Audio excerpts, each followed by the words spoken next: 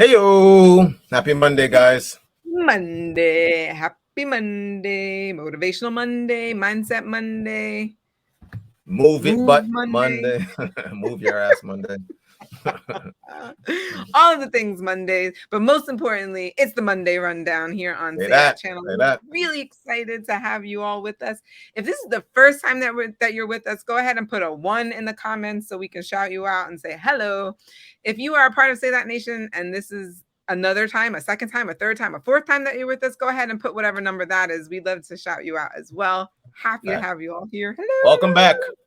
But for those of you who are new, if you're wondering what we're all about, technically we started off being a YouTube channel all about talking about the ugly come up of business, but our Monday rundowns have turned into something beautiful and amazing where Winston and I get to focus on not just business stuff, but kind of like life stuff. What's happening in life, whether it's current events, things that have to do with the relationships, things that have to do with mindset, physical activity, your body health, even wealth sometimes, right? But all the things in between that excite us. And we get to hear from other thought leaders, other content creators, other individuals who are like adding value and an interesting perspective on different topics that come up for us. These topics, we love to hear from you guys. So if you have more topics that you wanted to talk about, certainly let us know that in the comments as well. We would love to talk about those things too. Absolutely. And guys, the guests that we're going to be talking about or with today or hearing their thoughts is Jordan Peterson. I mean, this guy's been all over the place now, speaking on different topics in terms of masculinity. I was sharing with Janelle because this is actually going to be her first time hearing from him. So let's dive into today's topic, and then we'll have him join in with his thoughts on it. Can embracing struggle lead to positive growth and self-discovery? If you've been with us long enough, you know that me and Winston are going to be like, well, yeah. Yeah. Like, duh. It absolutely will. It absolutely Does will. it feel good when you're in the struggle? No. Are you happy? Sometimes, I mean, are you depressed? Sometimes sad during the struggle? Yes. That's a part of it. I think the word ugly and ugly come up, I think, gave that away, right? Yeah, right. It's not the pretty come up, right? It's the down and dirty. Yeah. So I definitely think the answer is self-explanatory. And to your point, Janelle, I don't think we are always able to recognize the beauty in the struggle. It at times may take looking back on life to realize that you needed something negative or something you perceive negative to get you to a great place in life. And so a lot of people don't make it because they're just it just feels so heavy sometimes, right? So for those people, we definitely know that we recognize that for you guys that are out there. 100% feels heavy. And so the challenge that I'll put out to everyone, because it's a challenge that I challenge myself and those who are closest to me, is when we are in a really tough time.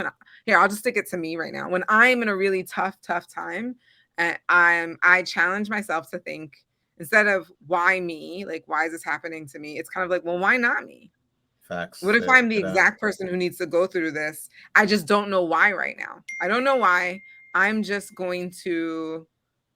counting on the fact that God or whoever, whatever you believe, universe, all those things, the energy of the world. I believe that there's a reason for this. There's a reason for good on the other side of this. And I just can't see it right now. And so it's going to suck. It's going to suck. I just like embrace the suck while I'm in it. Like, I cry when I need to cry. I try and find, the support where I need to. But like, there's something that happens when you flip your mind and it's like, I wonder what good is going to come out of this. I wonder if the reason why I'm going through this right now is because something that I cannot fathom is going to be on the other side of it. And then when you figure out what that other thing is, it's like, it's beautiful. It actually makes the difficult process that much easier, if that even makes sense. I know that probably sounds crazy. Like when you're in this struggle of your life and you're just thinking, how could it possibly get worse? But then to think, could there be a reason why I'm going through this? Maybe there's a reason why I'm going through this right now. And I accept that I'm not going to know the reason this moment, but I accept that at some point I'm going to look back and be like, oh, this is why I needed to go through that, because of this new moment that I'm in. Well, it's funny. I actually love the way the questions actually set up, because the whole idea of self-discovery there are things about yourself that you don't know, and it's because you haven't gone through a certain circumstance yet to know that about Right. yourself. Right. Yeah, you know, so often you hear people say things about like what they would do in certain circumstances, and then you're in it and you recognize, oh man, I didn't do what I thought I was going to do at all, in a good or bad Right. way. It's like, I thought if this had ever happened to me, I could have sworn this is what would have played out, but I didn't do that. And it shows you, again, an aspect of yourself that you may not, and it's because you didn't have a circumstance to put you into Yeah. this situation. So how could you know? Yeah. But like we said, guys, excited to have a brother from another. I wish I actually knew this brother, but I don't yet. Jordan Peterson on with us today. He is on Diary of a CEO, somebody who's we've become a huge fan of their show. That podcast is huge. So let's jump into it and hear what Jordan has to say. Sit on your bed one night and say to yourself, you got to mean this. Like, you got to be desperate. This is no game, this. It's like, my life is not everything I want it to be. And perhaps it's not everything that I need it to be. And by need, I mean, my life is so unbearable that the suffering that's attendant upon that is make me nihilistic, cynical, bitter, resentful, homicidal, genocidal, unable to have a good relationship, prone to punish people for their virtues because of my jealousy, driving the proclivity to see evil everywhere except within my own heart. Like, these are problems, man. And you ask yourself, you sit on the bed and say, okay, man, I'm ready to learn something. Like, what's one thing I'm doing wrong that I know I'm doing wrong, that I could fix, that I would fix? It's like, you meditate on that, you'll get an answer. And it won't be one you want, but it'll be the necessary one. You know, and it's often something that will point you to small things. So Carl Jung said, people in the modern world don't see God because they don't look low enough. And so imagine you're in your messy bedroom, you know, and you're sitting on the edge of the bed trying to have an honest dialogue with yourself. And the little voice says, you know, it's pretty disgusting in here. And you think, well, I'm way above such trivial niceties as organizing my room. It's like, well, that's pride. That's arrogance. Mm-hmm. If you're above organizing what's actually yours, how in the world are you ever going to organize anything else? And so you get on your knees and you think, well, it's time to, you know, take a brush to the toilet. And maybe that's where you start. And so, and that works. Like, that works. You start making those micro improvements, like real micro improvements, real on the ground, actual micro improvements to things you know that are wrong, you'll improve unbelievably rapidly. What you're talking about there sounds to me a lot like an overdose of arrogance and also the need for humility. Do you think the Western world suffers from arrogance because of our relative privilege and luxury that we kind of overlook? Of course. Well, that's a temptation, right? I mean, when the radical lefty types go after people for their unearned privilege, they have a point. Now, the point is, the existentialists called it thrownness, which is that's a Heideggerian term. And thrownness is the fact that we kind of experience life as if we're tossed into it, thrown into it. You know, you're male and not female. You're Hindu and not Christian. You're tall and not short. You have an arbitrary range of talents and an arbitrary range of limitations, none of which, in some sense, you chose. It's the cards you're dealt. Now, some of those are cards of privilege. You know, maybe you're born intelligent. Maybe you're born symmetrical. Maybe you're born healthy. Maybe you're born into a culture where it's much easier not to be absolutely deprived. Maybe your parents are rich. And so all of that, in some sense, is unearned. Now, along with that comes a good dose of existential guilt, because at the same time, and this is true for anyone, regardless of their cultural background, the ground we walk on is soaked in the blood of historical atrocity. And so that's on you, because, you know, people think, well, who's the Nazi? Well, it's the fascist, or who's the radical communist? It's the radical left-wing ideologue. And the fundamental truth of the matter is that's best dealt with as a spiritual matter, is the adversary is within, really, most profoundly. And so you have to take the responsibility for that historical atrocity onto yourself. I was talking to Guy Ritchie this week about his movie King Arthur. It's quite an interesting movie in many ways. And when Arthur, who could be the hero, takes the sword, he's so overcome by visions of his murderous uncle that he can't pick up the weapon. Well, think about that. Now, you have weapons at your disposal, but they've been used by your murderous uncle. How dare you wield them? And the answer is, maybe it's easy just to leave the sword on the ground because you do want to be responsible for atrocities going forward, and don't think you couldn't be, and don't think you might not enjoy it. And so the way you pay for your privilege is with your virtue. I mean that most particularly. You have these opportunities and this existential guilt. And the way you expiate that and atone is by doing your best to live the best possible life you can manage, to speak the truth, to treat people with respect, to abide by the principles of the dignity of the individual, and to put your house in order. And that's how you pay for your unearned privilege. All of us. And we all have our privileges and our curses, you know. All of us have that. That's why it's not useful to be envious of people. You know, you're a young man, you see someone drive by in a Ferrari with a blonde, and you think, my God, he's got everything. And, you know, the woman in the car is a prostitute who's got a cocaine addiction, and her life is just one catastrophe after another. And he's had to lie and cheat his way into this position, and he's afraid that everything's going to come crashing down on him. And that's what you're jealous of. And it's just not that profound. You don't want someone else's fate. Man, your fate's enough, and your adventure's enough. It's plenty. It's more than you can ever fully realize. And so that's also part of the reason that we all believe that the individual has some intrinsic dignity. It's, don't be so sure that your position and your room is so damn trivial. It might be your attitude towards it that's trivial. And if you're in dire straits and dire circumstances, just look at how much opportunity you have to make things better. So, not that it's easy. You don't even want it to be easy. No, so. On that point of you don't want it to be easy, I've really contended with this idea of struggle and chaos in my life and the role it plays. And once upon a time, I thought I was trying to rid my life of chaos and struggle. Mm-hmm. I thought that's why I was trying to get rich and get the Ferrari and the blonde. I thought that would create a life free of struggle. But then I looked at some studies and I heard about this thing called gold medal depression, when Olympians come back from the Olympics and they've lost orientation. And then the day when someone offered to buy my company for a nine-figure number, and it filled me with this emptiness and this dread. And I tried to understand the role that struggle would have to play for me to be a fulfilled human being for the rest of my life.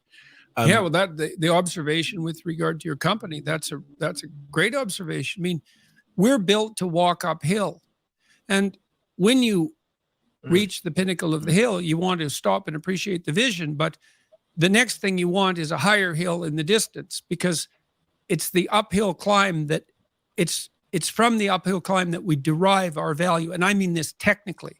So almost all the positive emotion we feel, especially the emotion that fills us with enthusiasm, and that's to be filled with the Spirit of God, by the way, because that's what enthusiasm means.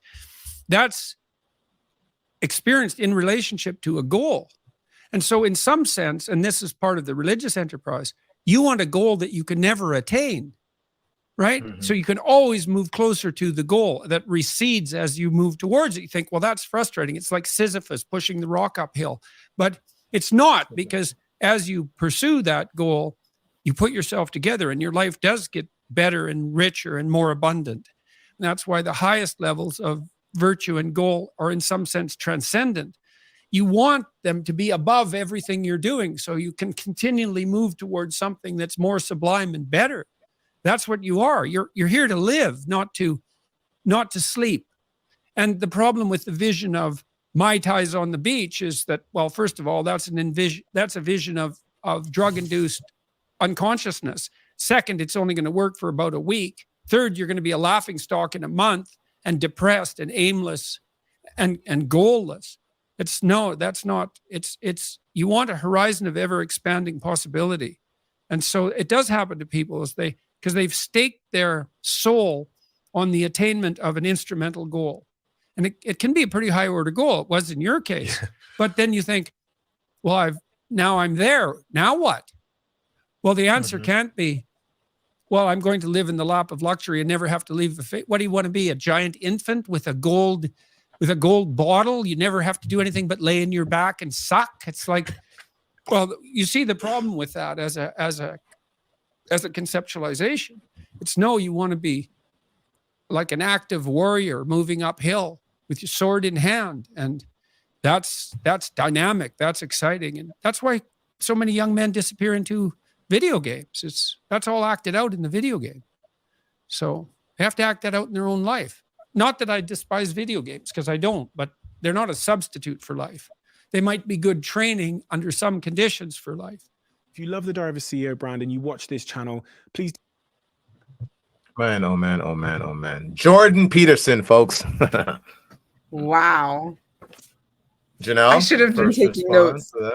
Yeah, I should have been taking notes. There were a couple of things. I'll just leave it at kind of where he ended then. Just like we're literally built for struggle, which is kind of like the question, right? Can embracing the struggle, because guess what, we're built for it, lead to positive growth and self-discovery. And always having this virtuous goal or whatever, or even the fact that he said like enthusiasm literally means having this like the spirit of God with it. Like, did not know that, but like that makes a lot of sense. Yeah. But just that we're always built for struggle. I'd also just like to toss in the feminine way to look at that, because there's an archetype that's been given to this where it's like well, I think Alison Armstrong, she has a great one. She uses the page to the knight to prince to king archetype to explain the different stages of men, or the different developmental stages of men. But within all of them, there's this idea of like fighting for, and like there's that like kind of struggle. This need to like it's based on testosterone levels. It's not like I'm not out here trying to like build into like a myth or anything like that, but it's literally based on testosterone. So when women are given more testosterone, they're also more focused and they're out there like zoning in on doing a thing. It's kind of like what the hormone happens in your head. Gives us the ability to do. Yeah, exactly. So I would say just tossing the feminine energy to that is right with more estrogen. Let me say that there's more of this ability to also be nurturing. And there's something about nurturing that is also a part of like, I don't know, like gives us life and inspiration to do the thing, like wanting to nurture, wanting to take care of and like develop and grow, right? Like to do like amazing things. So I'm just like the fight. He just kind of like put a word of like the fight in there. Like that's what it is. And I would just like to say that like women can be powerful. There's a very powerful energy that comes from nurturing. And sometimes nurturing can like there can be confrontation in nurturing. So I don't want to make it seem like it's easy, but it just shows up differently. Like it appears differently for someone who has more testosterone than someone who has a lot more estrogen. The struggle's there, but the struggle just may look different. It may not feel like going up a hill necessarily. A nurturing energy may feel like a hurricane. Like it's just like a whirlwind of like, and that's super powerful too, but just like in a different way. The focus doesn't seem as trajectory as like the testosterone focus. I hope that makes sense. I know like I'm hearing what he's saying and I'm like, I can see what he's saying, but if I were to put a feminine spin on it, it's like, yeah, that like the desire for more, like that virtuous goal is very much there. It just shows up a little bit differently. Well, what it made me think of was the idea of, and I don't know the whole analogy, but it's like you buy a woman a house she turns it into a home. You buy her groceries, she turns it into a meal. It's like you give her the ingredients of a thing, and she manifests it into the finished product or converts it. And to me, that's where in a lot of not a lot of, because that getting the groceries took some work. Preparing it and turning it into a meal also takes some work, and yet the energy used to describe that is a feminine energy. So it's not like the food was given and she didn't do anything with it, or the energy. It's like, no, I'm gonna do my part, and then this other energy cultivates it into something else. You know what I mean? And the struggle, they're both of those things. There's struggle. Involves struggle. That's exactly where I was going. And both of those states required work and energy, and what you could consider struggle. So yeah, I definitely this is really good, guys. Again, if this is the first time you're seeing or hearing from Jordan, like Janelle, please let us know if you've listened to other things that he may have spoken on before. I actually thought he was going to bring up some other context to this, and I know there's a full interview which we'll link at the end of this episode. Not just this one, but the full episode, because we're just sharing with you guys a clip. But something he talked about, even, I know he didn't go too much into this, but like even how men and maybe people now escape into video games or just escape that's culture. Immediately what I thought of. That's such a this escape masculine culture thing to like have the sword, do the bat, and the thing exactly to defend the thing. And it's like that part seems innate in us as men, or with masculine energy. There's this idea of protecting and defending, and if you don't have a kingdom to conquer or something to overcome, to his point, you are just kind of sitting on your back, teething at the society, or waiting to be fed. And it is about, let's go out and kill the next dragon, or whatever we used to be out there trying to check. This reminds me of too, within network marketing, right? I remember we had a mentor who had reached the second to highest level in the company, or rank in the company. And I remember sitting down talking about like, what was it like to when you got to that level, right? Because it's something that they're striving for. And he was like, even to get to this level, not for nothing, he's like, I get it, like there's still the higher level, but he's like, but the money that comes with this level is kind of like, well, you have all the money to like cover your bills, so like then what? So and why he keep described going? how like first it was like every day felt like Saturday, so like you would wake up, and you basically could do whatever you wanted. He's like, and then that turned into fun, doing the fun thing. So maybe it is like sipping the Mai Tai or whatever. And he's like, and then it turned into, okay, how can I like fix my castle? Right. So it was like, all right, this needs to be repaired. And then you're like, and he's like, and then it gets to the point where like everything's fixed and you're just kind of like looking at the silverware, playing around with the same silverware that you've been playing around with. And then you start to look around and you're like, well, how can I get other people to get this lifestyle? And then the new goal turns into, how many people can I help to get where I am right now? To this state. And that's like the virtuous goal and everything. I love that analogy too, because I've heard real people, like salt of the earth, real people describe a similar journey with a different vehicle, but a similar journey. You know what it makes me think of? You and I were talking about this off scene. I know this is weeks ago, but the lottery was just up to like 1 point something billion a couple of weeks back. And I was telling Janelle, there's so many people where right now they believe that getting that money would solve all their problems. And if you look at the studies, how many people who become incredibly wealthy end up losing their money because they don't have a team behind them. They are not adept to having money. But it makes similar to your point, Janelle, it makes me think, if you actually sat down and really itemize what you would do with that money, first you realize you don't need that much. You don't need $2.5 billion. You actually don't. The lifestyle you'd probably be really happy with is not even close to that. And so if that's your goal, to be a billionaire, but you in your head, you're like, but I could help so many people on my way to billion, you'd end up getting there faster because it's not about you at that point. You're just like a byproduct of these other people that you want to help. And it's like a Jim Rohn quote, or maybe he got it from someone else. But it's like, if you help enough people get what they want, and if it isn't Jim Rohn, please correct me. But if you help enough people get what they want, you'll get what you want. And I personally think that that's true in almost, I definitely think that that's true. I'll just leave it there. I definitely think that's a very true statement. So guys, let us know what your thoughts were on this video. I'm so happy we had an opportunity to introduce Jordan to the platform. I love the stuff that this guy talks about. Oh, amazing. All right, guys. Well, until next week, as always, remember, you deserve the good life. Say that. Say that. We'll see you guys. Peace.